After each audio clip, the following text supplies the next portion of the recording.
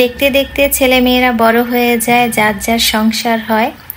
বিয়ের পরে একটা মেয়ে যেমন বাবার বাড়িতে কিছুদিনের জন্য মেহমান হয়ে যায়, অন্যদিকে কিন্তু মেয়ের বাসাতেও বাবা মায়েরা যখন আসেন কিছুদিনের মেহমান হয়েই আসেন। বড়ই অদ্ভুত মেয়েদের জীবন। তবে অদ্ভুত জীবনটাকে যদি মেয়েরা মেনে নিয়ে মানিয়ে নিতে পারে তাহলে কিন্তু সে সুখী।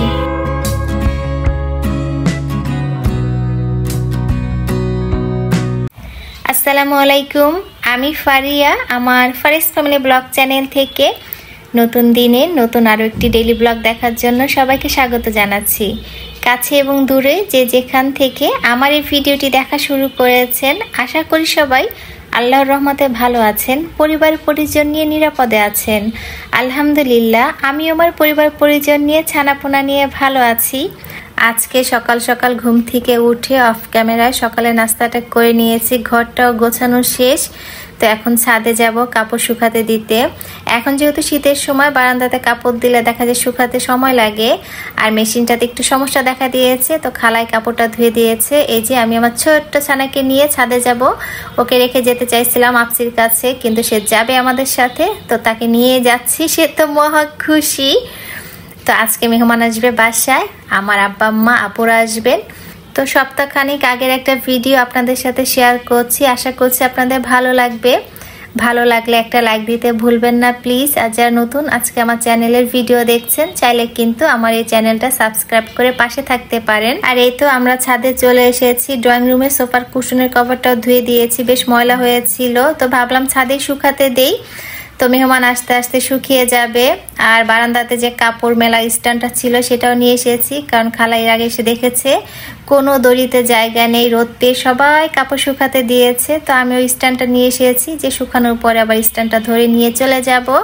আর এই তো কাপড় শুকাতে দিয়ে চলে এলাম রান্নাঘরে রান্না করতে। তো সব কিছু আগে থেকে বের করে রেখেছিলাম সকালে ঘুম থেকে উঠেই, যে তাড়াতাড়ি রান্নাটা করব। তারপরে কিন্তু আজকে রান্না করতে একটু দেরি হয়েছিল। মারা আসার পরে কিন্তু মা হাতে হাতে আবার রান্না করেছে। তো এই যে আমি আজকে বিরিয়ানি মশলার প্যাকেট দিয়ে কিন্তু বিরিয়ানি রান্না করব।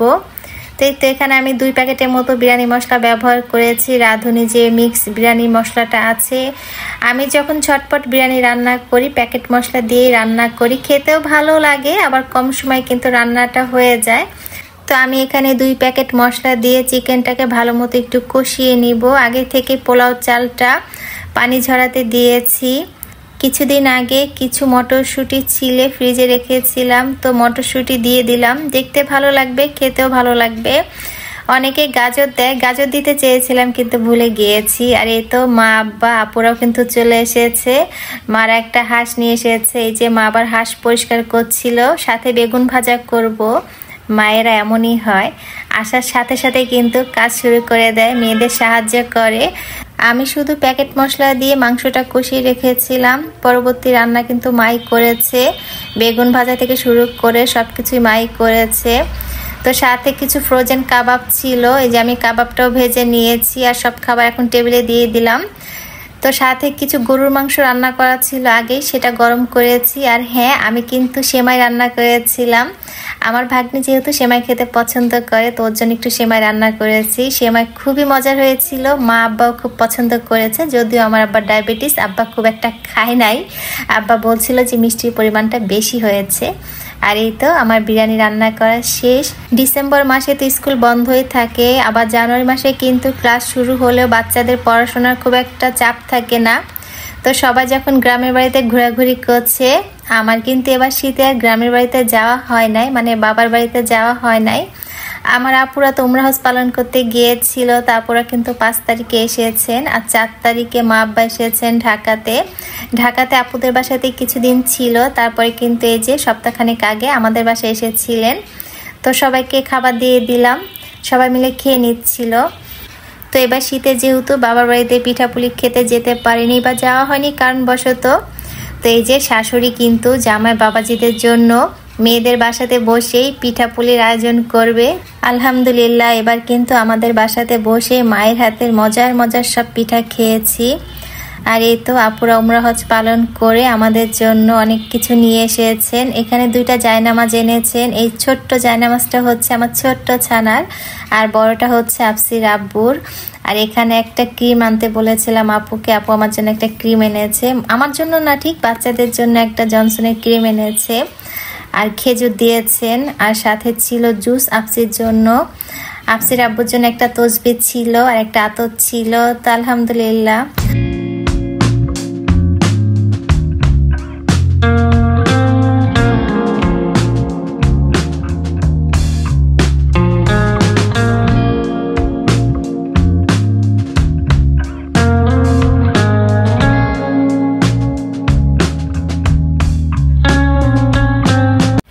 তো দুপুরে খাওয়া দাওয়া শেষ করে সন্ধ্যার পরে এই যে ছানাপোনা নিয়ে কিন্তু পিঠা বানাতে চলে এসেছি।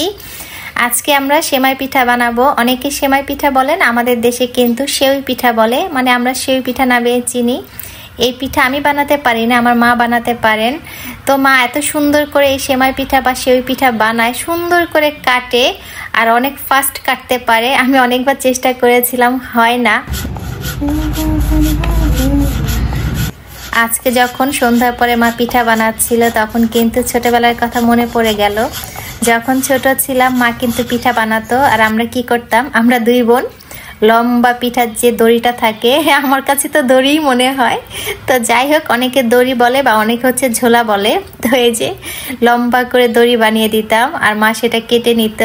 তো আজকে মনে হচ্ছিল সেই ছোটবেলায় ফিরে গিয়েছি। আমি আর আমার ভাগ্নি মাকে এই যে দড়ি বানিয়ে দিচ্ছিলাম আর মা সুন্দর করে কেটে নিচ্ছিল। তো ভাগ্নি কিন্তু অনেক চেষ্টা করেছে আমার মতো ছোট করে কাটার জন্য, দুই একটা কাটতে পেরেছে। তো সেটা দেখে তো আমরা অনেক খুশি। আমি বলছিলাম যে ভাগ্নি, তুমি আগামী দিনের ভবিষ্যৎ আমাদের, যখন নানুমণি থাকবে না মা তুমি আমাদের কিন্তু পিঠা বানিয়ে খাওয়াবা। তো সে কিন্তু খুব খুশি হয়েছে শুনে, আমাদের বলছিল আচ্ছা ঠিক আছে আমি শিখে নিচ্ছি নানুমণির কাছ থেকে, তোমাদের ভবিষ্যতে পিঠা বানিয়ে খাওয়াবো। তো যাই হোক এই যে মা এখন পিঠাটা বানাচ্ছেন, মানে পিঠা এখন রান্না করছে। মায়ের কাছ থেকে আজকে একটা জিনিস শিখেছি, সেটা হচ্ছে মা আমাকে বলছিল যে খবরদার একসাথে সব পিঠা ঢেলে দিবা না গুড়ের মধ্যে। তো এই যে আমরা কিন্তু এখানে এলাচ দারচিনি দিয়ে গুড় দিয়ে দুধটা জাল করে নিয়েছি। তো মা আমাকে বলছিল যে একবার দিলে কি হয়, দলা পাকিয়ে যাবে, অর্ধেকটা দিবা, তারপর আবার যখন বলক আসবে তারপরে বাকি অর্ধেকটা ঢেলে দিবা। আমি প্রথমে তো ভেবেছিলাম সব একসাথে ঢেলে দিব, তো আমার জানা ছিল না কিন্তু সেওই পিঠা ধাপে ধাপে দিতে হয়, মানে বলপে বলপে দিতে হয় আর নাড়তে হয়, তাহলে দলা পাকিয়ে যাবে না। মায়ের কাছ থেকে এটা শিখে নিলাম। তো অনেক বছর পরে কিন্তু এই সেওই পিঠাটা খেলাম। গত বছর মা বানিয়েছিল, তখন তো আমরা ফরিদপুরে ছিলাম না, তো আব্বার জন্য নাকি অল্প করে বানিয়েছিল, আর আজকে অনেকটাই বানিয়েছে। আলহামদুলিল্লাহ আলহামদুলিল্লাহ, খুবই মজার হয়েছিল এই সেওই বা সেমাই পিঠাটা। আমরা তো 2-3 দিন বসে খেয়েছি, অনেক মজা হয়েছিল, একদমই পারফেক্ট হয়েছে আমার কাছে মনে হয়েছে। তো আফসির আব্বুকে দিচ্ছিলাম, আফসির আব্বু খুব পছন্দ করেছে। সবচেয়ে বেশি কে খেয়েছে জানেন? আফসির আব্বু খেয়েছে, এটা গোপন কথা। আসলে আফসির আব্বু খুব পছন্দ করেছিল, সে কিন্তু অনেকটাই খেয়েছে, তার কাছে অনেক বেশি ভালো লেগেছে।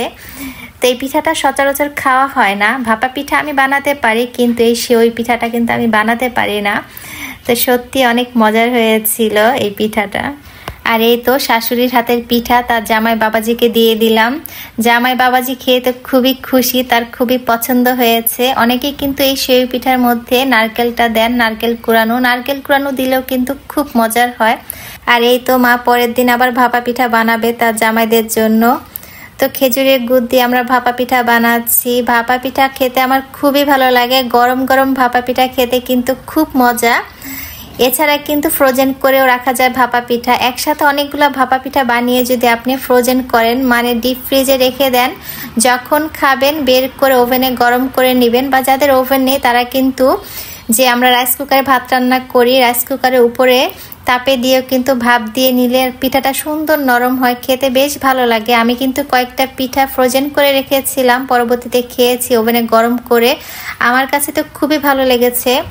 তো এই যে আমি আর মা মিলে কিন্তু আবার ভাপা পিঠা বানাচ্ছিলাম। তো অনেকগুলা ভাপা পিঠা বানিয়েছিলাম মা মেয়ে মিলে। তো আমার কাছেও ভাপা পিঠা বানাতে বেশ ভালো লাগে, বিশেষ করে পিঠাটা সাজে দিতে কিন্তু আমার খুবই ভালো লাগে। আর আমার কাছে আছে মাটির একটা পিঠা বানানোর সাজ, এটা মা দিয়েছিল আমাকে ফরিদপুর থেকে এনে। তো মা আমাকে বলছিল যে তোমাকে নতুন আরও একটা সাজ দিব, যেটা 5 পিঠার। তা আমি বলছিলাম মা দরকার নাই, 3 সাজেরটাই ভালো দেখতে। আমাদের বাসাতে পিঠা উৎসব চলছে। জানি না কে কে এখনো আমার সাথে আছেন, অনেক ধৈর্য নিয়ে আমার ভিডিও দেখে যাচ্ছেন। আপনাদেরকে আরো একবার স্মরণ করিয়ে দিতে চাই, যারা একটা লাইক দিতে ভুলে গিয়েছেন প্লিজ একটা লাইক দিবেন, কারণ লাইকের সংখ্যা অনেক বেশি কম। তো আমাদের পিঠা উৎসব চলতে থাকুক, আর আমি আপনাদের কাছ থেকে বিদায় নিয়ে নিচ্ছি। এতক্ষণ আমার সাথে থাকার জন্য সবাইকে অনেক ধন্যবাদ জানাচ্ছি। যারা ভাপা পিঠা খেতে পছন্দ করেন, দেখতে পছন্দ করেন, আশা করছি আমার ভিডিওর এই অংশগুলো তাদের অনেক বেশি ভালো লাগবে। সত্যি গরম গরম ভাপা পিঠা কিন্তু খেতে খুবই ভালো লাগে। আর এই তো আমার মাটির সাহায্যে আমি আর আমার মা মিলে ভাপা পিঠা বানিয়ে নিচ্ছিলাম। শাশুড়ি তার জামাই বাবাজিদের জন্য পিঠা বানাতে থাকুক, আর আমি Faria Faris family blog channel থেকে আজকের মতো আপনাদের কাছ থেকে বিদায় নিচ্ছি। সবাই অনেক ভালো থাকবেন, পরিবার পরিজন নিয়ে নিরাপদে থাকবেন।